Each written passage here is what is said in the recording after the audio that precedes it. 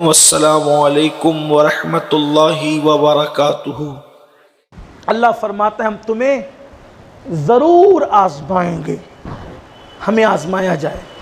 کربلا ہی ہے جو ہمیں کھڑا کرتی ہے ظالم کے خلاف، کربلا ہی ہے جو ہمیں جھوٹ کے خلاف کھڑا کرتی ہے، کربلا ہی ہے جو ہمیں کرپشن کے خلاف کھڑا کرتی ہے، کربلا ہی ہے جو ہمیں ظلم کی تاریکیوں میں نور پھیلانے کا حوصلہ عطا کرتی ہے۔ کربلا کا میدان ہے کہ ساری دنیا ایک طرف ہو جائیں کرپشن پر حق کا پیغام لے کر، اگر چند لوگ اٹھ سکتے ہو تو اٹھ کر کے کھڑے رہو۔ جرات، بہادری اور عشق، وفا، یہ سب چیزیں کربلا ہمارے اندر پیدا کرتی ہے۔ اس لیے بار بار کربلا ریپیٹ کیا جاتا ہے، دہرایا جاتا ہے، بیان کیا جاتا ہے، تاکہ ہمارے اندر جرات پیدا ہو، ہمارے اندر ہمت پیدا ہو، ہمارے اندر حوصلہ پیدا ہو۔ وقت کی حکمراں طاقتیں جو ہے وہ چاہے کتنی زیادہ مضبوط ہو، تم چاہے کتنے کمزور ہو، لیکن کبھی باطل کے ساتھ سمجھوتا نہ کیا جائے، باطل کے خلاف سراپا احتجاج بن کر کے کھڑا ہوا جائے۔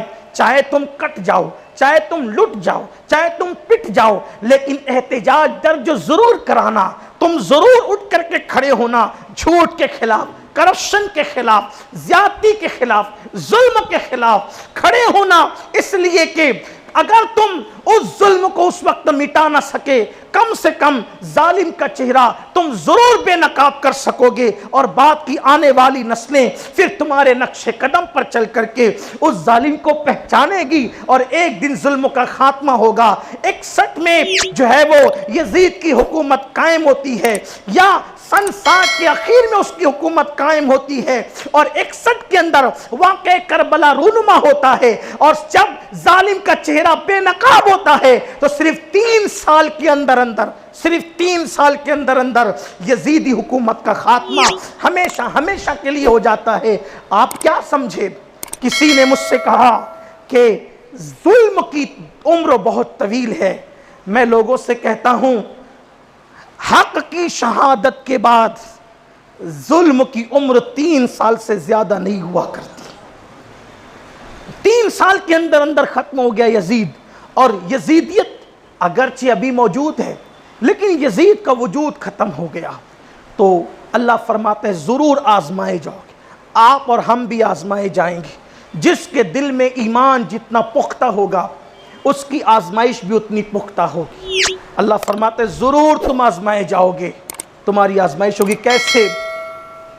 بِشَيْءٍ مِّنَ الْخَوْفِ، کچھ چیزوں سے۔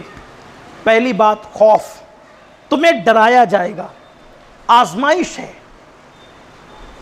ڈرایا جائے گا تمہیں خوف سے تم آزمائے جاؤ گے۔ وَنَقْصٍ مِّنَ الْأَمْوَالِ، پھر تمہیں بھوک سے بھی ڈرایا جائے، تو ڈر سے، بھوک سے، اور پھلوں کی کمی سے۔ وَنَقْصٍ مِّنَ الْأَمْوَالِ، اور مال تمہارے کم کر دیے جائیں گے، مال بھی کم ہوں گے، پھلوں سے بھی پھلوں کی قلت سے تمہیں آزمایا جائے گا، یعنی تمہاری کھیتی وغیرہ، کھیتی باڑی تمہاری کم ہو جائے گی۔ یہاں پر ثمرات سے مراد بعض مفسرین نے یہ بھی قول کیا ہے کہ تمہاری اولاد سے تمہیں آزمائیں، کیونکہ اولاد بھی انسان کا پھل ہوتا ہے، تو اولاد کی قلت بھی ہوگی، مال کی کمی بھی ہوگی، خوف بھی ہوگا، بھوک بھی ہوگا، ان چیزوں سے تمہیں آزمایا جائے گا۔ اور جب تم آزمائے جاؤ گے تو کیا ہوگا؟ اللہ کے وہ بندے ہیں، چنے ہوئے بندے، جب انہیں آزمایا جاتا ہے تو وہ ڈٹے رہتے ہیں، اور جب ان پر مصیبت آتی تو وہ حویلہ نہیں کرتے، شکوے شکایت نہیں کرتے، بلکہ وہ تو کہتے ہیں کہ ہم تو اللہ کے مال ہیں اور ہمیں بھی اللہ کی طرف لوٹ کر جانا ہے۔ اللہ فرماتے ہیں ہم ان پہ درودیں نازل کرتے ہیں، ان پر اللہ کی درودیں ہیں، اور یہی لوگ کامیاب ہیں۔ اب امام علی مقام کو آزمایا گیا، کسی کو خوف سے، کسی کو بھوک سے، کسی کو مال کی کمی سے، کسی کو اولاد سے آزمایا گیا۔ امام حسین وہ ذات ہے جس کو تمام امتحانات سے گزارا گیا۔ وہاں خوف بھی تھا، 22,000 کا لشکر، کتنا؟ 22,000 کا لشکر، اور یہ کوئی کہانی قصہ یا ناول نہیں ہے، یہ حقیقت ہے، تاریخ ہے، مستند تاریخ ہے۔ 22,000 کا لشکر ہے، ادھر 72 ہیں، اور 72 نفوس میں بھی نوجوان چھوٹے بچے بھی ہیں، نوجوان بھی ہیں، چھوٹے بچے بھی ہیں، یعنی کہ 56 سال کی قیادت سے لے کر 6 مہینے کے معصوم بچے تک۔ پھر کہتا ہوں، ہم جو امام علی اصغر کو معصوم کہتے ہیں تو وہ اصطلاحی اور شرعی معنی میں نہیں کہتے جس میں روافظ کہتے ہیں، ہم لغوی معنی میں کہتے ہیں۔ اس کو علامہ ارشد القادری علیہ رحمہ نے بھی لکھا ہے، وہاں جا کر آپ دیکھ لیں اس کو۔ تو 6 مہینے کے معصوم بچے تک، 56 سال کے امام حسین سے لے کر سب ہے وہاں، خواتین بھی ہے وہاں، 19 سال کا جوان بھی وہاں، 22 سال کا جوان بھی وہاں، 18 سال کا جوان بھی وہاں، 8 اور 9 سال کے بچے بھی وہاں، سب وہاں ہے، اور پھر خواتین بھی ہیں اور بچیاں بھی ہیں، یہ سب کچھ ہے۔ پھر وہاں خوف ہے، خوف، 22,000 کا لشکر، لیکن امام ڈٹے ہوئے ہیں، بھوک بھی ہے، 3 دن کے بھوکے اور پیاسے ہیں، مال کی کمی بھی ہے، 6 مہینے کا سفر کر کے آئے، اپنا گھر چھوڑ دیا 6 مہینہ پہلے۔ شعبان المعظم کے آغاز میں امام حسین اپنا گھر چھوڑتے ہیں، مکہ شریف آتے ہیں، اور اس کے بعد یعنی 6 مہینے تک مسلسل یہ سفر ہے۔ مال کہاں سے؟ لاک ڈاؤن میں جن کے کاروبار ڈھپ ہو گئے، وہ اچھوں کی ہوا نکل گئی، کروڑوں لوگ مالداری کی سطح سے غربت کی سطح پر آ گئے 5 مہینے کے اندر، وہ بھی کروڑپتی لوگ، لکھپتی لوگ، سیٹ لوگ، مال کی مندی کی وجہ سے۔ سوچیں ذرا، جس کا کچھ بھی نہ ہو، سفر میں پورا وقت 6 مہینے کا گزرا، شہزادیاں ہیں، امام علی مقام کے ساتھ شہزادیاں ہیں، اہل بیت نبوت، رسول اللہ کے خاندان کی بیٹیاں ہیں، جن کی چادروں کو کبھی غیر محرم نے نہیں دیکھا، ان کے اہتمام ہے، ان کا انتظام ہے، ان کا انصرام ہے، اور سفر ہے پلین کا نہیں، ٹرین کا نہیں، بسوں کا نہیں، کاروں کا نہیں، گھوڑوں کا، کھچر کا، یہ اس شان سے سفر ہو رہا ہے۔ سوچیں ذرا، تھکن دیکھیں، محنت دیکھیں، مشقت دیکھیں، زمینوں کا اتار چڑھاؤ دیکھیں، زمینوں کی قسمیں دیکھیں، یہ حالت ہے۔ اور پھر وہاں 3 دن کی بھوک اور پیاس ہے، خوف ہے، بھوک اور پیاس ہے، پھر اس کے بعد مال کی قلت ہے، پھر اس کے بعد اولاد کٹنے والی ہے۔ انسان کو اگر خود بخار آئے اور وہ بیمار ہو جائے اتنی تکلیف نہیں ہوتی، بچہ بیمار ہو جائے تو زیادہ ٹینشن ہوتا ہے، کیوں؟ اولاد سے پیار اتنا ہوتا ہے۔ تو امام علی مقام کو سب کے سب امتحان سے گزارا گیا۔ اور پھر حیرت کی بات یہ ہے، گھر میں بیٹھ کر امتحان دینا آسان ہے، وہ بھی امتحان ہی ہے، لیکن گھر میں بیٹھ کر امتحان دینا آسان ہے، تنہا امتحان دینا آسان ہے۔ گھر سے اتنی لمبی مسافت پر، وادی غیر ذی زرع کہہ لیں اس کو، ریگزار کہہ لیں، ریگستان کہہ لیں، پتھریلی زمین کہہ لیں، ریتیلی زمین کہہ لیں، وہاں، اور وہ بھی سامنے دریا لبالب بھرا ہوا ہے، دریا کی طغیانی ہے، اور 3 دن کے بھوکے پیاسے ہیں، ساقی کوثر کے نواسے، یہ امتحان ہے۔ اور پھر امتحان کی آخری منزل، امتحان کی آخری منزل جسے کہتے ہیں جان دینا۔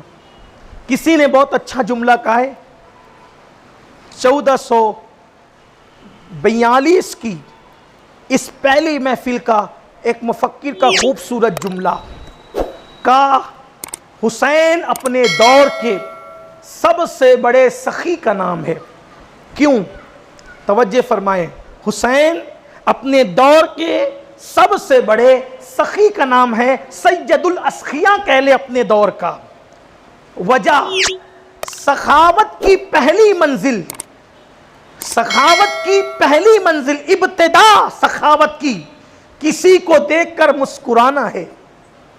سخاوت کی پہلی منزل، سخاوت کی ابتدا کسی کو دیکھ کر مسکرانا ہے، کیونکہ کسی کو دیکھ کر مسکرانا بھی صدقہ ہے۔ تو سخاوت کی پہلی منزل کسی کو دیکھ کر مسکرانا ہے، اور سخاوت کی آخری منزل اپنی جان کو لٹانا ہے۔ سخاوت کی پہلی منزل مسکرانا ہے، اور سخاوت کی آخری منزل اپنی جان کو لٹانا ہے. مال لٹانا آسان ہے, زکات دینا آسان ہے, صدقہ دینا آسان ہے, کپڑے دینا آسان ہے, مسجدیں بنانا آسان ہے, مکاتب بنانا آسان ہے, مدارس بنانا آسان ہے, پانی پلانا آسان ہے, کھانا کھلانا آسان ہے, لیکن اپنی جان دے دینا یہ آسان نہیں ہے.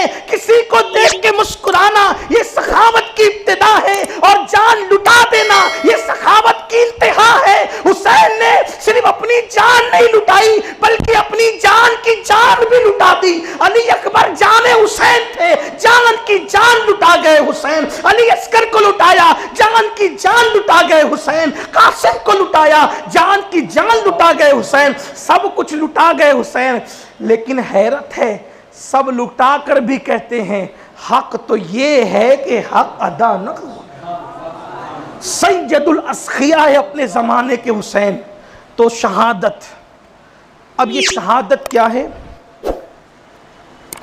اسی پہ بات مکمل ہوتی ہے. امتحان, اللہ امتحان لیتا ہے اپنے بندوں کا, نیکوں کا امتحان لیتا ہے. اچھا ایک بات یہ بھی ہے, امتحان کیوں لیتا ہے اللہ؟ اللہ تو عالم الغیب والشہادہ ہے. امتحان وہاں لیا جاتا ہے, امتحان کہ جب معلوم نہ ہو کہ اس بندے کی صلاحیت کیا ہے.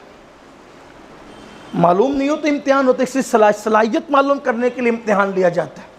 جیسے جب بڑی بڑی ڈگریاں دی جاتی ہے تو ایگزام ہال میں امتحان ہوتے ہیں. صلاحیت کیا ہے معلوم کرو, چیک کرو, تبھی ڈگری دی جائے گی. پتہ چلا الف کا بھالا نہیں آتا, اس کو کوئی ڈگری دے گا؟ ڈگری سے پہلے امتحان چیک کرو صلاحیت کیا ہے. اچھا نہیں معلوم والا چیک کرتا ہے صلاحیت کیا ہے.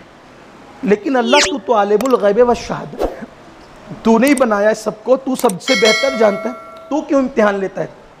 تو بتایا گیا کہ امتحان 2 مرتبہ ہوتا ہے یا 2 وجہ سے ہوتا ہے. ایک تو صلاحیت نہیں معلوم ہوتی ہے تو امتحان ہوتا ہے, دوسرا صلاحیت معلوم ہوتی ہے لیکن شاگرد سے محبت بھی ہوتی ہے, تو دوسروں کو بتانے کے لیے لوگوں کے سامنے شاگرد سے پوچھا جاتا ہے بھئی بھلا بتاؤ یہ فلاں سوال کا جواب کیا ہے. تو شاگرد کی صلاحیت کا اظہار دوسروں کو بتانے کے لیے, تب استاد تو جانتا ہے میں نہیں پڑھایا ہے, میں نہیں لکھایا ہے, میں نہیں تربیت کی, میں نہیں سمجھایا ہے, لیکن دوسروں کو بتانا ہے نا. کئی لوگ یہ نہ سمجھے کہ اچھے نمبر دیا, پیار کیا, اچھی ڈگری دی تو استاد شاگرد میں کچھ سیٹنگ ہوگی. نہیں, کہا اس صلاحیت دیکھ پہلے کہ میرے شاگرد کی صلاحیت کیا. بلا تمثیل پیدا ہوتے ہی جوانان جنت کا سردار بنایا, ایسے نہیں بنا دیا, ایسے نہیں بنا دیا. کہا کیا امتحان لیں گے.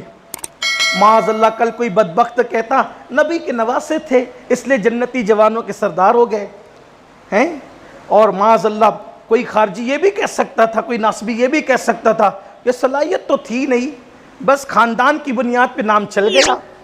تو قدرت نے کہا کربلا میں آ, اب میں تو تجھے جانتا ہوں لیکن دوسرے جان لیں اور ہزاروں خطیبوں کا عنوان بن جائے حسین کی زندگی, حسین کی زیست, حسین کی حیات, حسین کی شہادت, حسین کی استقامت, حسین کا تقویٰ, حسین کی بہادری, حسین کی شجاعت, حسین کی دلیری, حسین کی ہمت, حسین کا حوصلہ, حسین کا لٹانا, حسین کا مٹانا, مٹ جانا, حسین کا سب کے لیے اللہ کے لیے سب کچھ قربان کر دینا. اللہ اکبر. وہ لوگ بھی ہمارے لیے قابل احترام ہیں جنہوں نے سب کچھ لٹا دیا لیکن گھر تو بچا تھا. حسین وہ ہے جس نے گھر بھی نہیں بچایا, اللہ اکبر, سب لٹا دیا. بلکہ حسین اتنا سخی ہے, اتنا سخی ہے, اتنا سخی ہے کہ وطنیت کا بھی خاتمہ کر دیا. اللہ اکبر. کوئی انسان مالے گاؤں میں رہتے رہتے ممبئی چلا جاتا ہے تو بھی وہ مالے گاؤں نوی کہلاتا ہے. اندور میں رہنے والا برسوں ممبئی میں گزارتا ہے تو بھی اندوری کہلاتا ہے. حسین تیری سخاوت کو کیا نام دوں؟ پیدا ہوئے مدینے میں, بڑے ہوئے مدینے میں, جوان ہوئے مدینے میں, شادی ہوئی مدینے میں, بچوں کے باپ بنے مدینے میں, سب کچھ کیا مدینے میں, لیکن اللہ کے نام پہ وطن ایسا چھوڑا کہ کہ اب حسین کو کوئی مدینے والا حسین نہیں کہتا، حسین کو کربلا والا حسین کہتا۔